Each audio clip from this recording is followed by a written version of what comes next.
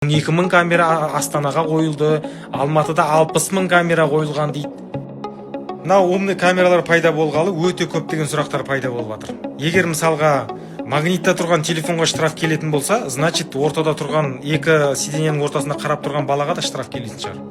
Мүмкін ол бала сиденьеде отыру керек деген штраф келетін шығар, баланы камерадан көріп қоятын болса. Мүмкін біз телефонды емес, біз может су ішіп жатсақ та телефон қолданып жатсың деп штраф келе ма? Егер мысалға ременсіз шығып кеттің трассада кетіп баратсың, сен бір камера көріп қойды, штраф. Екінші камера көрді, екінші штраф. 10 камерадан өтіп кетсең, 10 штраф келе ма?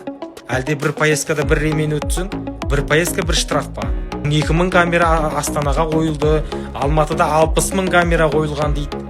Оның барлығы штрафты бір адамға бір күнде миллион штраф жазып тастауы мүмкін ғой. Осының барлығы неге түсіндірілмейді, не істеуіміз керек екенін білейік та, қалай айдауымыз керектігін білейік. Біздің құқығымыз бар шығар, конституциялық құқығымыз. Біз қандай жағдайда штрафқа түсетінімізді білуіміз керек шығар. Толықтай ақпаратты Telegram арнамыздан аласыз.